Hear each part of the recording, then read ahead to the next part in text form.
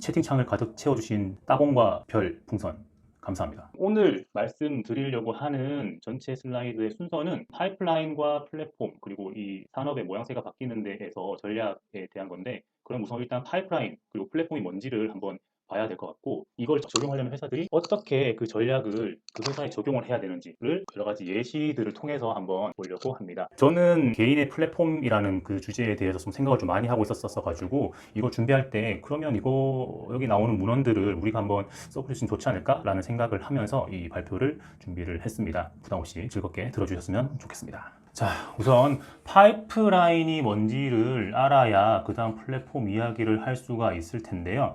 파이프라인은 그냥 일단 그 길쭉한 통을 이야기를 하는 거잖아요. 일자로 되어 있는 이 모양대로 한쪽 끝에서 한쪽 끝으로 재화가 들어간다거나 자원이 들어간다거나 이런 것들이 이 밸류 체인의 끝쪽으로 가면은 다른 물건으로 나온다거나 어떤 서비스로 나온다거나 이렇게 한쪽 끝에서 한쪽 끝으로만 이동하는 그런 산업들이 파이프라인 산업입니다. 그리고 이게 산업혁명 이후에 되게 오랜 기간 동안 사회를 이렇게 돌리는 회사들의 형태였다고 볼 수 있는데, 이 예시로 애플이라는 회사가 들어가 있는데, 애플이면 뭐 앱스토어를 가지고 있는 플랫폼 기업이 아니야? 라고 하실 수가 있지만, 이 애플이 만들어내는 핸드폰, 뭐 아이패드 이런 아이들은 일단 그런 공산품이잖아요. 그래서 애플은 파이프라인 기업이기도 하다. 플랫폼은 원래 우리가 전철을 탄다거나 열차를 탈 때 사람이 그 공간에 가고 열차가 그 공간에 와서 서로가 가치를 교환하는 거죠. 우리가 돈을 내고 열차를 타면 플랫폼을 이용을 하는 건데,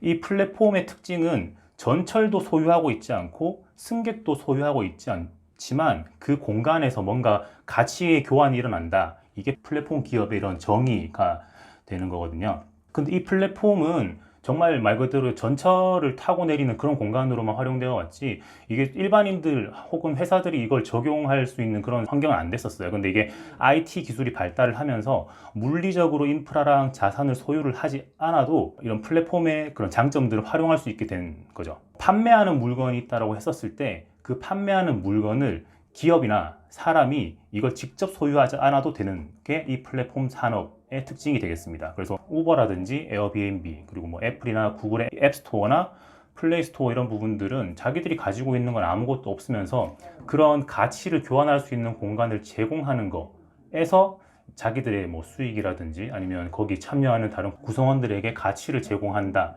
이게 이 플랫폼 산업 회사의 특징이라고 할 수 있겠습니다. 그래서 이 파이프라인 우화라는 책이 있는데 요거에 대해서 간단하게 말씀을 드리고 넘어가도 좋을 것 같아 가지고요, 책 소개를 하나 하려고 합니다.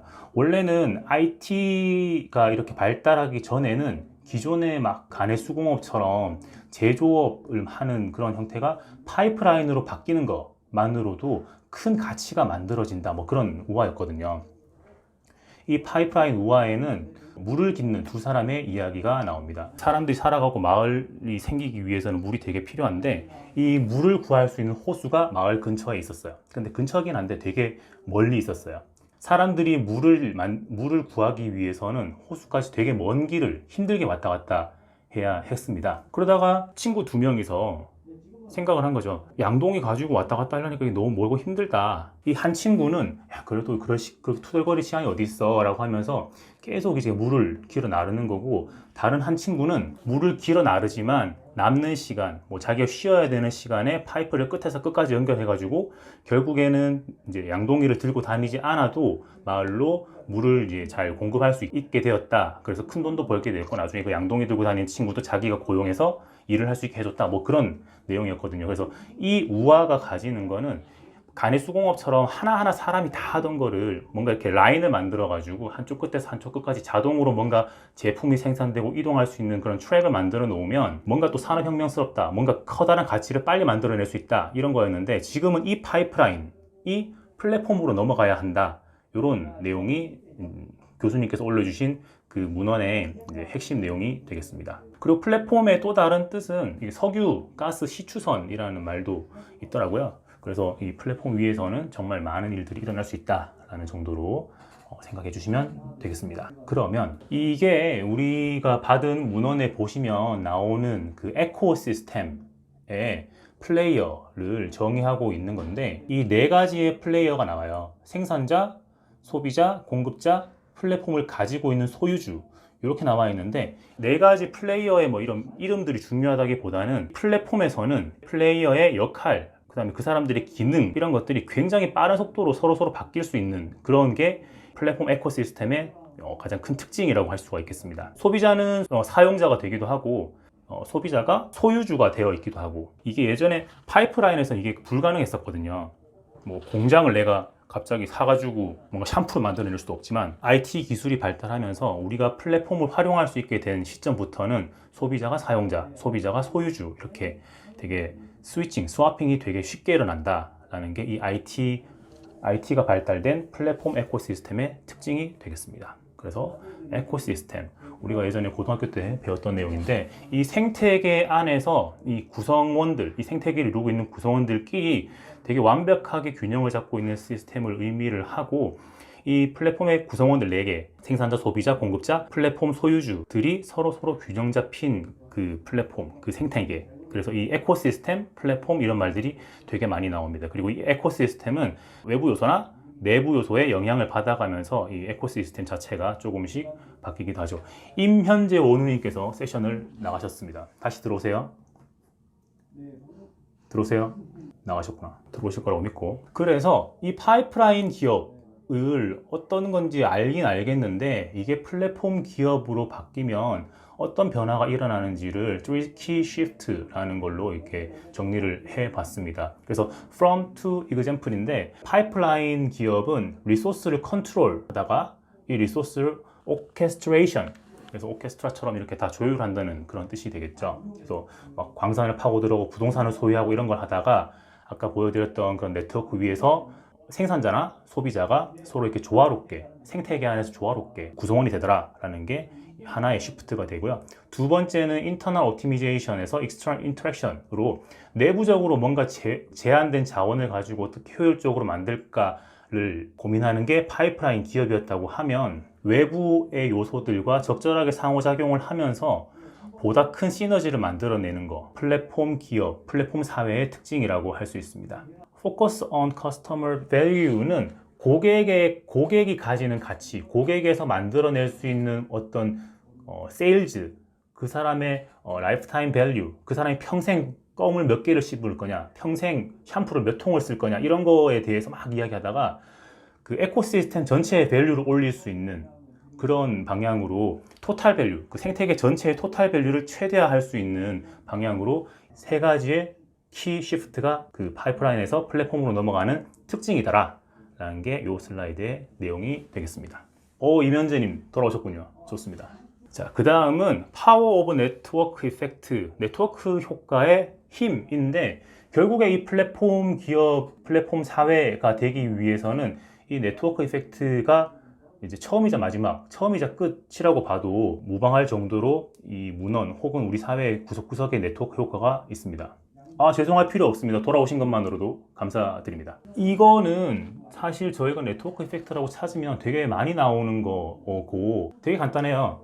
유저가 늘어나면 늘어날수록 거기에서 만들어지는 밸류가 점점 더 커지고 그 커지는 밸류 때문에 더 많은 사용자들이 유입된다. 인데 지금 여기에 전화기 2대를 연결을 하면 유저는 둘이잖아요. 둘인데 인터랙션은 하나예요. 근데 이 전화기가 5대가 놓여가지고 서로 이렇게 막 연결을 할 수 있게 되면 전화기가 5개가 되면 인터랙션은 10개가 되는 거예요. 그러면 사용자는 2.5배가 늘었는데 거기에서 만들어지는 value, 인터랙션을 value라고 했을 경우에는 이 value가 10이 되니까 10배가 커지는 거잖아요. 여기에다가 전화기를 7대를 더 놔가지고 5대가 12대가 되면 전화기 대수는 2.4배가 늘었는데 여기에서 만들어진 이 수많은 연결고리들 때문에 만들어지는 그 value는 10개에서 66개로 6.6배가 증가하거든요. 그래서 이렇게 조직 내부에서 인터랙션이 늘어나면 늘어날수록 그 안에서의 value가 기하급수적으로 커지는 이게 네트워크 효과의 힘이라고 정의되어 있습니다. 그래서 이것 때문에 플랫폼 기업들이 쭉쭉 자라는 거예요. 이 시점에 잠깐 말씀드리면 저는 이거 가지고 항상 그 생각을 했었습니다. 어떻게 나의 플랫폼을 가질 것인가? 뭘 해서 플랫폼을 가지고 그 안에서 좀 편하게 살 수 있을까? 이런 생각을 항상 해왔었는데 그렇습니다. 플랫폼을 가진 자가 돼야 되겠죠. 그래서 우리가 그 플랫폼 기업이라고 하면 제일 먼저 떠오르는 페이스북과 알리바바 이야기를 말씀을 드릴 텐데, 페이스북이야 뭐 워낙 유명한 거 영화로도 나와 있고 한 거죠. 하버드대의 기숙사용 앱으로 만들어졌다가 이게 전 세계적으로 뻗어 나가서 되게 큰 거대 기업이 되는 경우고, 이 페이스북과 알리바바의 공통적인 그런 특징은 더 많은 사용자들이 있을수록 더 많은 가치를 만들어낸다, 이런 특징이 있고, 그래서 페이스북은 사회적인 연결도 더 효율적으로 만들어줬다, 이런 게 특징이 있습니다. 처음에는 웹사이트가 만들어졌다가 앱이 출시가 되기도 하고, 나중엔 핸드폰도 만들려고 했었던 그런 것들을 생각해보면 페이스북이 어떤 일을 하고 있는지를 알 수가 있고요. 알리바바 같은 경우에도 우리가 뭐 당연히 생각할 수 있는 건데, 소비자, 거기에 있는 사용자들이 많으면 거기에 제공할 수 있는 재화의 가치는 떨어질 수가 있잖아요. 그러니까 가격은 떨어질 수가 있잖아요. 더 크게 파이를 키우고 그 안에서 더 많은 매치가 일어나는 것 때문에 가격이 더 떨어지고 제품은 더 늘어나고, 그걸 보고 사람들은 더 많이 들어오고, 이런 것들이 페이스북과 알리바바에서 공통적으로 볼 수 있는 그 네트워크의 파워와 정도가 되겠습니다. 근데 뭐 페이스북, 알리바바 이런 거 별로 안 와닿잖아요. 그래서 듀오를 가지고 왔는데요. 듀오는 전형적인 그 앞에 인터랙션의 예시처럼 쓸 수 있는 부분이죠. 남자 회원과 여자 회원의 숫자가 많으면 많을수록 그 안에서의 인터랙션 횟수, 가능성은 기하급수적으로 늘어나기 때문에 회사가 가지고 있는 회원 수는 그 플랫폼, 듀오 플랫폼이 제공할 수 있는 가치의 크기에 비례할 것이다 라고 생각을 해 볼 수 있고, 그 홈페이지에 한번 들어가 봤어요. 3만 명이 넘는 회원들이 있다고 합니다. 듀오에서 되게 강조하는 게 회원 수였고, 사람들도 이걸 보면서 3만 명이 있으니까 그 안에 나의 짝이 있지 않을까? 라는 생각을 하면서 가입을 하고 있다는 거죠. 그래서 그 결과 듀오는 5시간마다 한 명씩 결혼시키고 있습니다. 어마어마합니다. 저는 듀오를 써보지 않았는데 괜찮을 것 같기도 해요. 그래서 저는 회사가 강남역이라서 그쪽 왔다 갔다 하면 듀오의 광고보다 가연의 광고가 더 많이 붙어 있었던 적이 있었는데, 가연은 그럼 이 결혼정보 업체에서의 그 위치가 얼마나 되냐라고 봤더니 한 2등 정도 되는 것 같아요. 근데 2등 회사다 보니까 자기 회원수를 공개하지 않더라고요. 1위는 회원수를 공개하는데 2위는 회원수를 공개하지 않았습니다. 근데 어쨌든 2위니까 회원수가 적을 거다라고 생각을 해볼 수 있고, 이 회원수가 차이가 나는데 여기 보시면 영업이익이랑 매출액이 각각 2.5배, 여기 14년 기준으로 보면 거의 한 2배 정도 차이가 나잖아요.